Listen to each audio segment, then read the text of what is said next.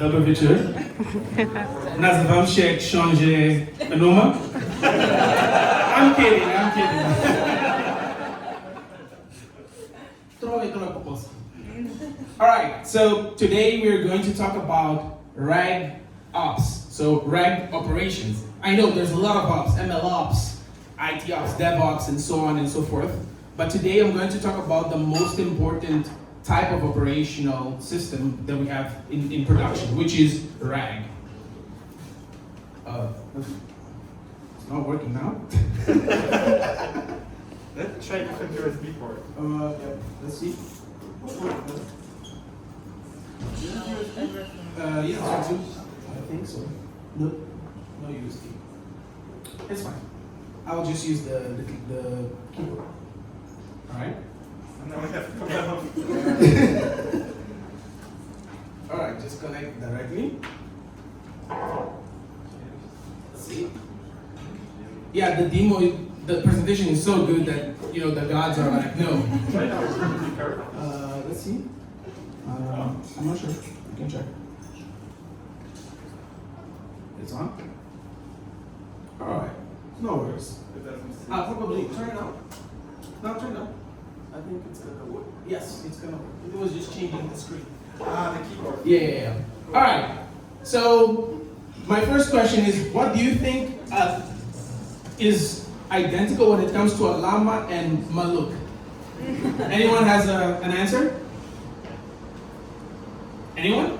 Just take a wild guess. What is similar between these two? Nothing?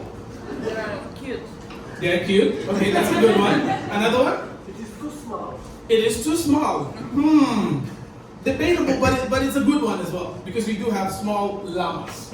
Another one? No one? Okay. Yes? Work in every condition. Come again? They work in every condition. Exactly. That's a really good one. All right. So today's agenda, I'm going to start by talking about why open source is important and how you can leverage open source. This is going to help you with a lot of things in the case of the question previously, which was interpretability. How can you really dissect this kind of systems in production? Open source is one of the ways you can go about this.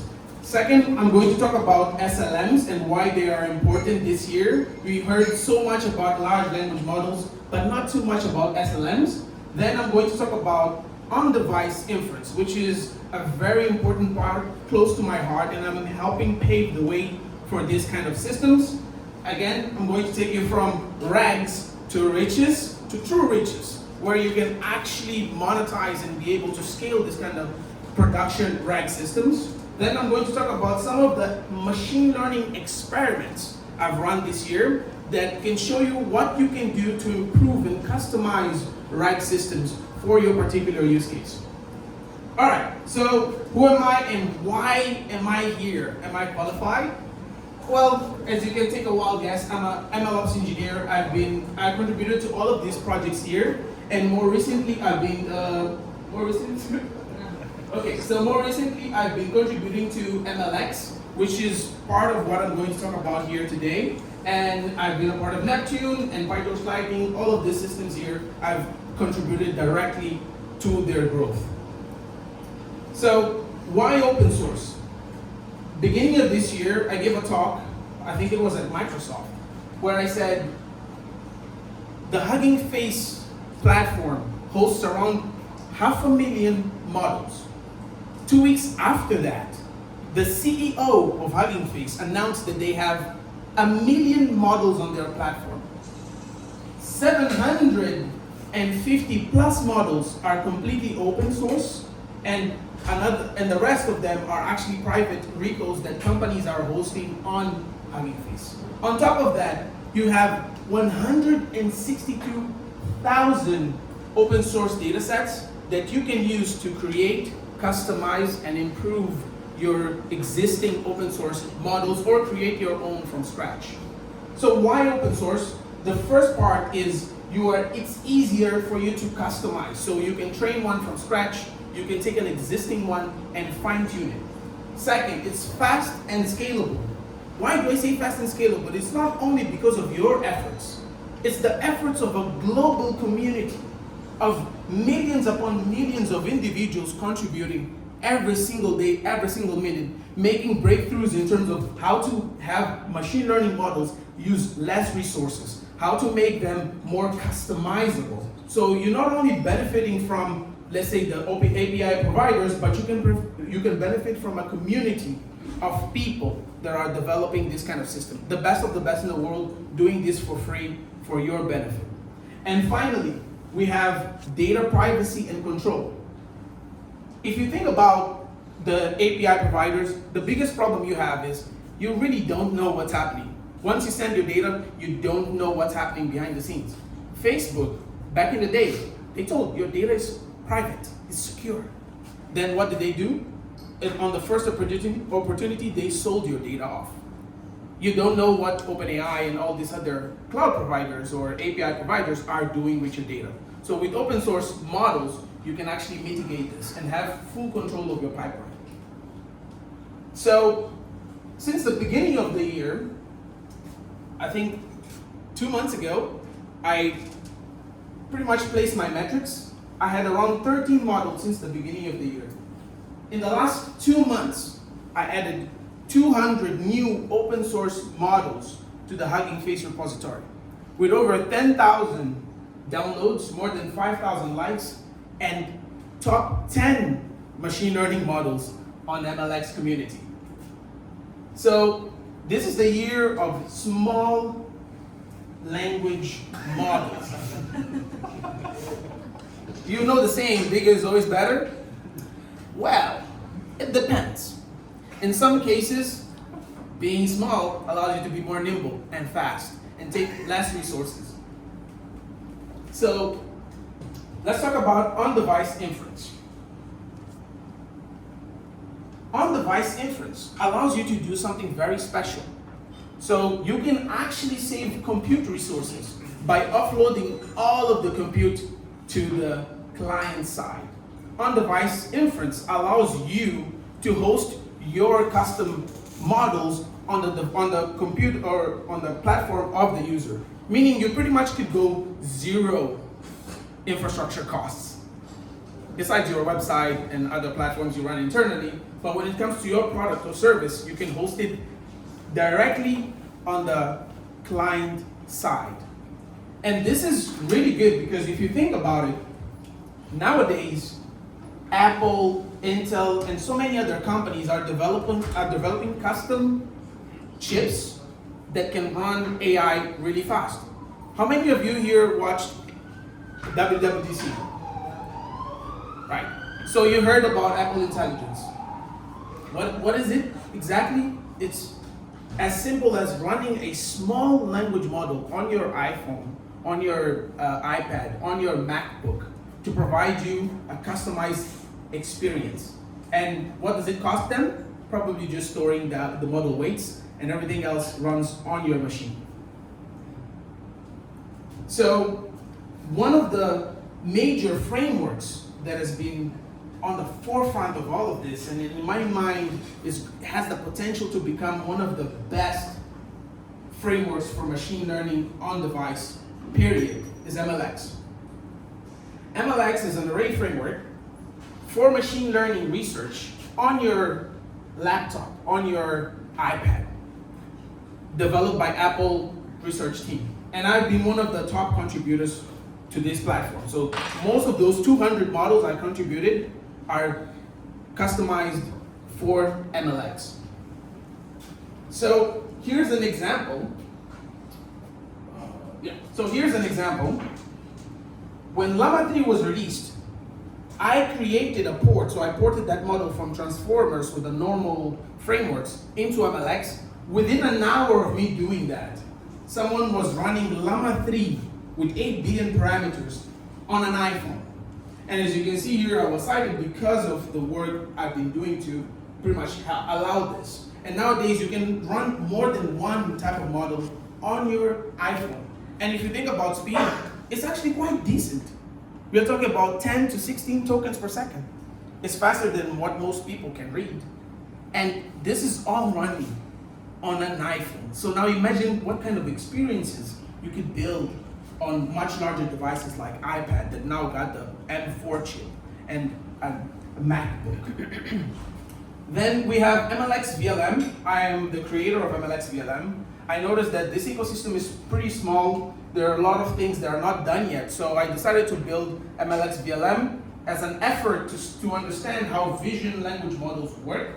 And it turns out a lot of people really love this. So I launched it last month, and within a month it has over 4,000 downloads on PyPy.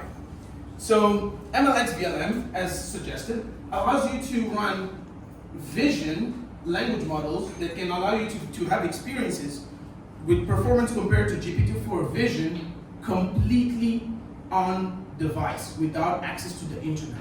The only thing you use the internet for is to download the model weights, and once it's there, you can run this locally. Here's an example of me running OCR with IDFAX2. So it was that fast. You can see the text there, and you can see how fast the model was. If you haven't seen it, I think we can do it again. So you can see how fast this is, completely on device, right there.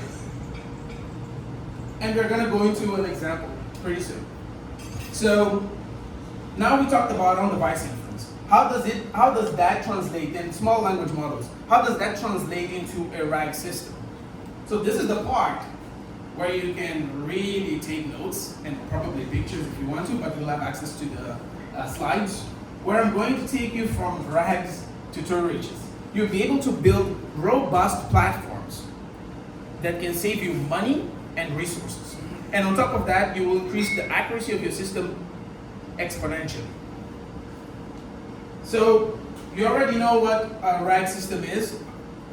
Anyone doesn't know what a RAG system is? Okay, so at the high level, you can think about it from a data perspective. You have, this is clear.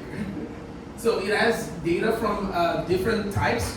This is what we call modalities. So if you hear multimodal, we're talking about types of data. So MLX VLM is a multimodal framework, but only for vision and text. So you can input vision and text inputs and then get text as an output. But then you also have other types of data. So like PDFs, SQL, and code, and so on and so forth. So those are modalities. After you get the data, you can process it by dividing it in chunks. So these models have some limit, at least at the moment, there is an upper limit as to how much data you can input at once. So you can pretty much divide the data so that it doesn't overflow that input buffer. Then you can use an embedding model which basically takes whatever format of data you have and transforms it into the vector space. So you can imagine taking a piece of text and outputting an array of numbers. Those numbers have meaning, so you can actually use it to do things like correlational cosine similarity, which is going to give you the relationship between two vectors. And why do you do that? Because then you can save those vectors into a SQL database. I like to think of vector databases as just glorified SQL databases with the ability to store vectors on top of the normal type of data. Then you have some metadata that can allow you to, for example, do tenancy segregation. So you have multiple users with their own private data. The way you can pretty much secure that at a database level is by adding some metadata that you can filter to whenever a user makes a query. So you can do this by company, by individuals, and so on and so forth. So after that, you now have a vector database where whenever a user uses your interface, whatever it is, an application, CLI, and so on, you take that input and you transform it into the same vector space, and then you can do a relationship between the data you have and the input data of the user. That's how you pretty much retrieve the documents, the information, the picture, the audio, and so on, and you pass it on to another LLM that generates the final answer. So that's retrieval at the high level. Now, I'm going to talk about an important component of RAG that is not used as much and not well known. So this is a router. A router can allow you to do a lot of incredible things and save you money on top of it. So you can think about a router as nothing but an LLM with the capability to use tools or output JSON. So that's a router. What does it do? Let's say you have a query that's completely unrelated with your business use case, where you say, we only provide medical information, or we only provide information about techies. Could be a use case. So you tell the LLM, here are the different tools. You can either respond using the in-domain data, meaning your RAG pipeline, or if the question is unrelated, you can direct that to another LLM that has a canned answer, where you can say, hey, I don't answer questions besides X, Y, and Z. And what does this do? It saves you money and also improves latency of your system. So you can think about it this way. When you are doing RAG, there are multiple steps. You're retrieving information from the vector database, you're sending it back, you're filtering, you're sending it to another LLM, right? And then providing an answer. With a router, you can determine by the question whether it's a relevant question or a completely irrelevant question. And by sending it directly to an LLM to respond to those unrelated questions or other use cases, you pretty much decrease latency and save costs. All right, so then we have an interesting paper that came earlier this year from Microsoft. It's called Rewrite, Retrieve, and Read. And what does this do? A typical question that I actually was asked because I posted about this pipeline for one of my products, which is Kulisiwa. Kulisiwa does this behind the scenes. So it takes the user question. Okay, imagine this way. You have a conversation. I'm having a conversation with you guys here. I don't have to repeat the title for you to know what we are talking about. I don't have to repeat the previous slide for you guys to know what I'm talking about. So wherever I say next, right? So if for example, you have a conversation of your user is gonna say, what is X? He already stated what X is before, so it's not normal for us human beings to always inject the same context. And LLMs have a problem, and especially RAG systems actually have a problem, which is when you're doing retrieval-augmented generation, when you go to retrieve from your vector database what is X without stating what X is, your retrieval is gonna be completely destroyed. It's not gonna work because that initial question is not relevant, it's not similar to any of your documents. But what you can do is pass the entire history of the conversation of the user and then ask the LLM, take this history and create 3 relevant questions with the context. So the LLM is gonna say, what is techies, right? Where is techies? Instead of where is it, the LLM is gonna rewrite that as where is techies. So now you're going to retrieve way more documents than before, and you have a higher likelihood that those extra questions are gonna allow you to incorporate more documents or find more information that later can be processed by an LLM. And all of these 2 components, the first one that rewrites the question is just a simple LLM. It can be a small LLM that can easily, you can easily train it to rewrite questions. Could be 3, could be 10 questions. It's up to you. The limit is really with you. And then finally, you have a reader, which just takes documents and then provides an answer. You can train a simple LLM to do that. You don't need GPT-4 to do this. You can do this with small language models. And then you have a re-ranker. So why is a re-ranker important? Think about what we just talked about. We now can retrieve way more context. We have 10 documents, 50 documents. But out of those 50 documents, there is an order of what is important. LLMs have a limitation, or at least had a limitation in the beginning, where the first information, right, the first documents to be at the top are the ones that the LLM is going to prioritize when providing an answer.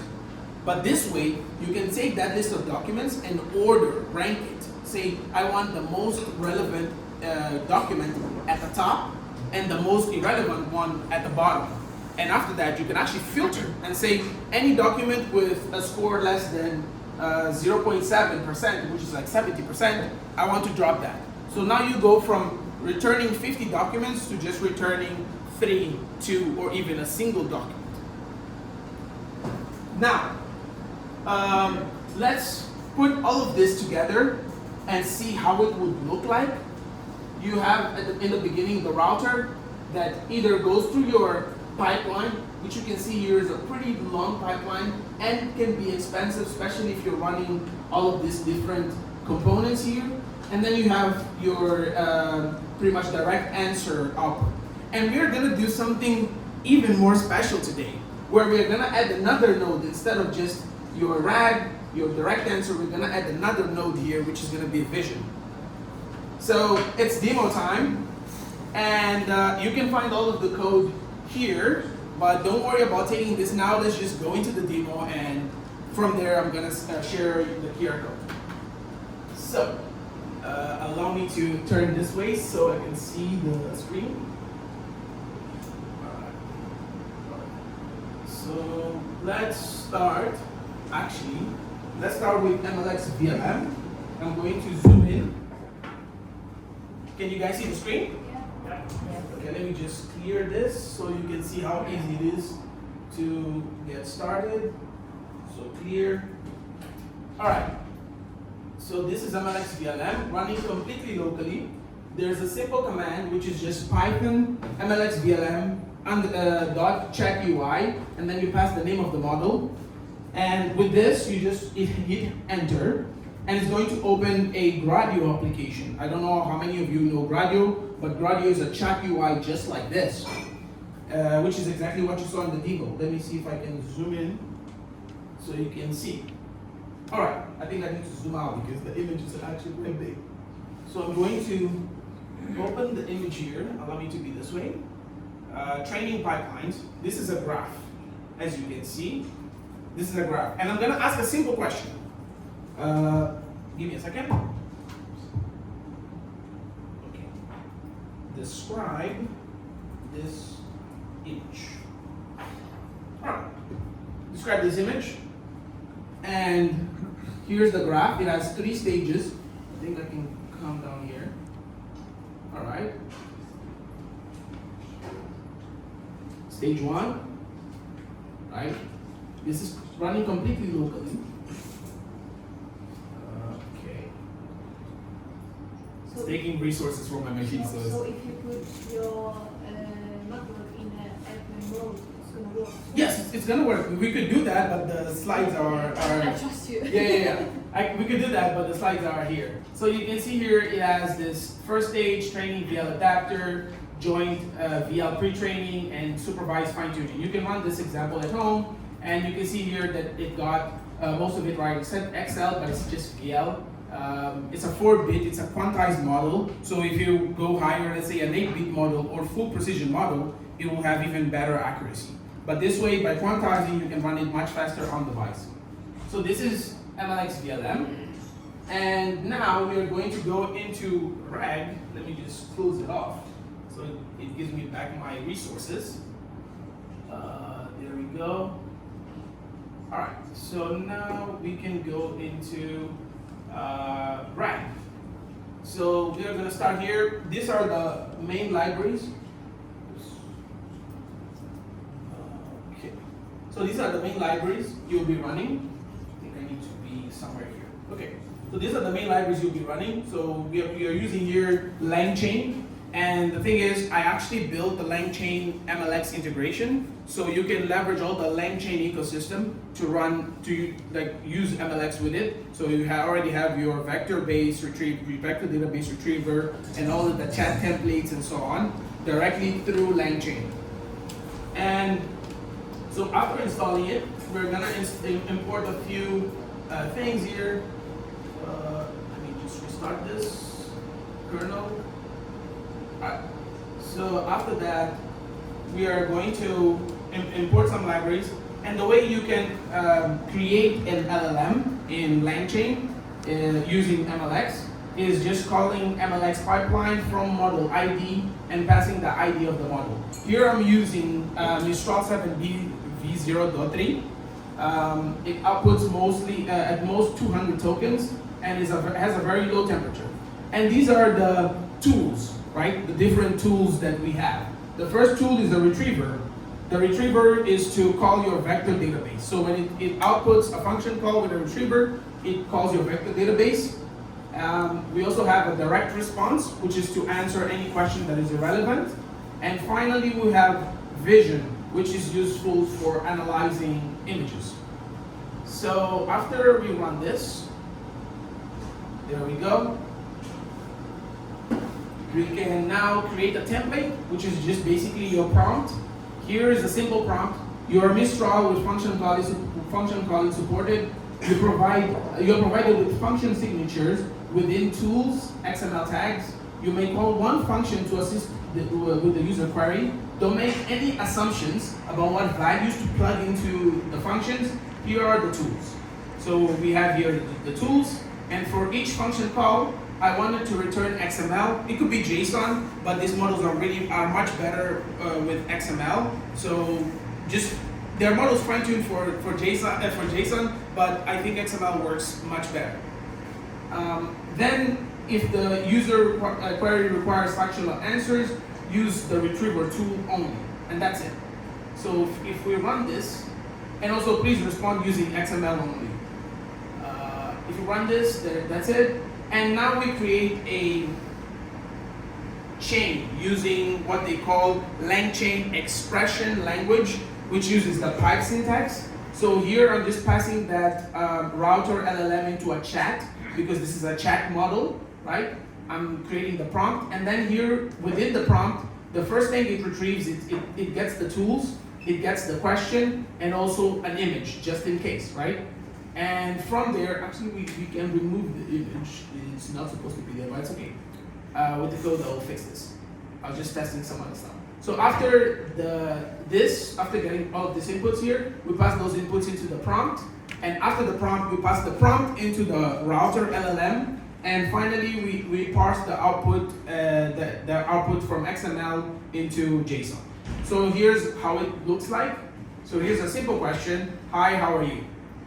It's supposed to get that question and say direct response. So we now have here function name, direct response. Hi, how are you? We have another question here which says caption this image and has a path to that particular image. So if we run this, it's supposed to get that, and here we go. So now it has that, like the function name is vision. It has first the name, which is user query. Here's the full query I get. And then there's image path, which pretty much extracts the path from the user query, which is pretty good. And finally, we have a simple question here, which is explain how Gemma model works. And if I run this, it's supposed to pretty much use the retriever because it's a question about some information. Now let's build the retriever. It's a pretty simple system. We are going to load a file from PDF. It's already here. And after that, we are going to load that document by splitting it in 5,000 chunks. So you can think about a chunk is like 5,000 characters with an overlap of 20 characters.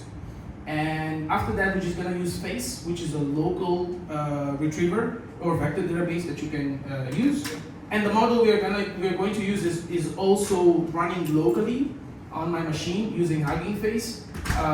That's also another thing for me to build an embedding system for MLX so that it's much faster. But it's on the roadmap right now. And after that, we just create the retriever by saying as retriever. This ran in like 3 seconds, and if we run retriever invoke Gemma, it's going to retrieve different documents, right? That's it. And for the writer, we are going to use a very small model, 500 million parameters. It's the newest Qwen 2 model. It's a 500 million parameters instruct model, so it's a conversational type model. And we are going to just run that. It's going to load into memory. There we have. And also here, we're going to load the vision model. So we are loading the same model we used earlier for our use case here. So you just call MLX VLM utils, load and generate. You usually just use those two. But this model has an image processor. It's nothing much, just these 3 lines of code, 5 lines of code will be enough. After that, we have the model loaded. Now, after we retrieve the documents from the vector database, you saw that the documents are not properly formatted. They are still a Python object. So how do you get that into a format that the LLM will understand properly? So one simple way to do that is create a function called format documents, where you look through all those documents and just create more XML tags, where you have the document ID and the page content, which is just the content of that document. This is going to look something like this. So you have answered the question based on the following context, and you'll have all of these XML documents down here in context, and then you have the question of the user. Finally, we're going to create a chain, which is the final chain that provides the answer. So it uses the router here, and instead of XML output parser, we have string, because we are creating a string. And we are going to now create a encompassing function, which is the tool call function. Takes the output of the model and go to the particular function to execute that particular function. So here we have the first one, function name getWeather. It's going to return the weather is good. And we have the function retriever, which just creates the retriever, formats the documents, and then runs the retriever chain, which is the final chain to provide the answer. Just that. Then we have here the vision function, which is going to take the question, the image path, and also it's going to apply the proper template for the LLM. This looks like this right now because I haven't created the LangChain integration for MLX VLM, but once it's there, it's going to be even less lines of code to create this. And here I'm just running the generate function, passing the model, the processor, the path of the image, the temperature, and maximum tokens. And that's about it that you need to know there. So after we run that, let's run a simple test. We'll get the function name from the last output we got, and here we can print what we got here. It's like retriever. First, the tool was retriever. The question was explain how Gemma works. And then here, Gemma model is a large language model developed by Google. Correct. It is a transformer-based model with context of 8K, which is and then some more. So we already have something working here. Let's go further. Create a RAG pipeline that takes input, like the question. That's it. That's all we want.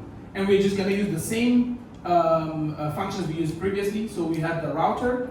After the router, we are going to extract the output of the router and use the function calling here, right? So we run this. Okay, cool. So now let's ask a simple question here. How many sizes does Gemma have? It's a demo, so expect errors. So the Gemma model demonstrates particularly strong performance in mathematics. It's okay, it's a pretty small model. You can run much bigger models to provide a better answer, and probably if we run it again, it might provide us the right answer since it's pretty quick. So let's see. Gemma has a total of 6 sizes. Okay, arguable. Then let's now run the vision model. So now we have this RAG pipeline that works with both text and works with vision. So it's a simple thing. We're just going to ask it to describe each stage of this image, and we're running the same image as before. And if we run this, just going to take a few seconds. Okay, it's loading the image, right? Once it loads the image, it's going to go through the entire process. So here we go. It actually got it correct now. So training VL adapter. In this stage, it gives you information about the image there, like DeepSeek LM, which is correct. It also talks about the joint VL pro training. It's supposed to be pre-training, but that's fine. So that's pretty much running a RAG, a multimodal RAG pipeline with a few lines of code and LangChain. Of course, you can do the same thing with normal Python code. I just find LangChain a bit more robust when it comes to creating this. You use way less lines of code, and if you build integrations for it, you'll be able to build robust workflows to work with your customized system. So now let's go back. All right. So we continue from here. You can scan this QR code if you want to, just to have the code. All right. Done? All right. So ML experiments. We talked about how to use off-the-shelf platforms, off-the-shelf models. But what about when you have a use case where there's no really good measure out there or a good benchmark model that you can use off the shelf? You need to create custom experiences and train your own model. So this is the part where, since the beginning of the year, I ran a couple of experiments. And the first one was the misuse. The misuse was a moonshot for me. A very interesting project. I took Phi2 and fine-tune it to do particular instructions, so chat conversations. And there was an interesting thing that happened. So the misuse, when I evaluated, it performed comparable to a model 25 times its size, trained by a fully funded lab, and also outperformed Llama 2 70B. The misuse only has 2.7 billion parameters. It outperformed the model 25 times its size. It outperformed the base model significantly, which is Microsoft Phi2, and also outperformed the model 1.5 times its size. And I didn't even announce the misuse. It was just a project that was on my GitHub repo for free, and I got, within the first month, I got 4,000 downloads. And I was like, this is amazing. So I made the announcement, and some interesting people reached out and said, hey Prince, we really like what you're doing. How about we give you more resources for you to try something bigger? What is your big ambition? What is your big project? Something that you really dream about, but you know that probably with a bit more resources, it might be possible. Something new. So I started a YouTube series because someone on Twitter called me out. I had the previous series which was coding Llama 2 from scratch, and someone said, hey Prince, Llama 3 is out. Why haven't you created a series with that? And then within that same thread, I described the plan that I'm going to show you here. So, introducing the world's first Llama 3 with 6 billion parameters. This is a Llama 3 that did not exist. Facebook, Meta AI, only announced Llama 3 with 8 billion parameters and 70 billion parameters. But I thought, what if we could take this technique, there's this technique called upscaling, where you take a small model and create a mixture of experts, or create a bigger model. I said, what if we do the reverse? And there were some interesting papers that came out showing that it's actually possible. So I decided to create this model. It was innovation on a budget. So this model is free right now to download, and you can use it. So here are some of the performance metrics of this model. Initially, when it was released, it didn't have this kind of performance. Then I thought, what if I continue pre-training this model on some new data? So I took 1 billion tokens from Hugging Face's FineWeb dataset, and I continued to pre-train this model for 4 days. It was running for 4 days on 4 RTX 6000s. Those usually have around 128 gigabytes of VRAM. And actually, with just those 4 days, I have a model that has 33% less, uses 33% less resources, and maintains more than 70% of the performance of the original model. So this model has 2 billion parameters less, the size of the misuse off of it, so you can run this locally much faster than you would be able to run a Llama 3 8B or even 70B. So this opens up doors for individuals and small labs and even companies to run cutting-edge research on a budget. And you might say, on a budget, Prince, what does that mean? 4 days on 4 RTX 6000s? So how does the cost look like? But before we talk about the cost, here are some other benchmarks. So I didn't only compare that with the original model, which is Llama 3 8B. I also compared it with the models of similar size, Yi 6B, and you can see that the performance is pretty close. And actually, Llama 3 6B outperforms Llama 2 13B, which is a model that has twice its size, with only 1 billion tokens in 4 days. And if you think about cost, this is how much it costs. It only cost me $500 to train this model for 4 days. And right after I announced that, someone on a big lab, a director of AI on a big lab, reached out to me on LinkedIn, said, hey Prince, I saw your video, and I ran the same experiment, and it cost me $350. So around 30% less resources. And instead of 4 days like you got, Prince, I did it in 24 hours. I said, how? I just used more GPUs, more powerful GPUs. And I ran the same experiment with almost 50% the cost, and in 24 hours. And actually, I used less tokens, so if you use the same amount of tokens, it might actually be cheaper. And you will have better performance. And on top of that, there was just storage, $20 for about 10 terabytes throughout the month at particular intervals. And in total, this was 792.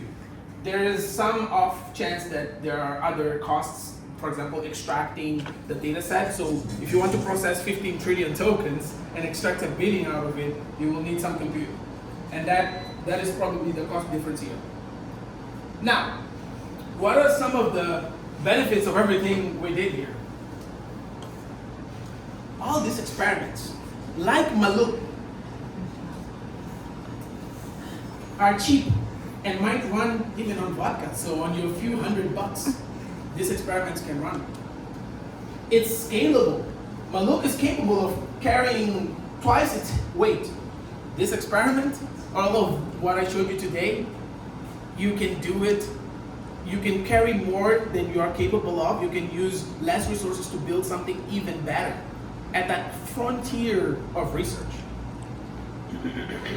And finally, like Maluk, you can use it for every single scenario. You can wear it with a suit, you can wear it on shorts, you can go anywhere. Your imagination is your limitation here. So you can do whatever you want with these resources. Finally, I would like to emphasize that modularity is key. If you look at the pipeline I showed you earlier, every single node is a component that is replaceable. So you can replace it with a different model, a smaller model, a bigger, more powerful model. And it should not take you more than 24 hours to make that switch and evaluate those different components. So everything is off the shelf. You can change with your own customized solution within that pipeline. And you can create even more robust pipelines. Evaluating every single step of your pipeline is important too. So you need to know how is your vector database behaving? How is your router behaving? How is your writer LLM behaving? And every single part. Also, if you're just getting started, you can start with the best LLMs. You can use GPT-4. If your use case allows. So certain companies don't have that flexibility. But you can use, for example, a much bigger open-source LLM with 100 billion parameters just to scope your use case. You can collect that data initially, so you get the user to use it. It might be a bit clunky, might be a bit slow, but it's really good to get started. Then you will understand what are the capabilities or potential capabilities that you can achieve with a smaller language model. Because a small language model and great data is all you need. Thank you.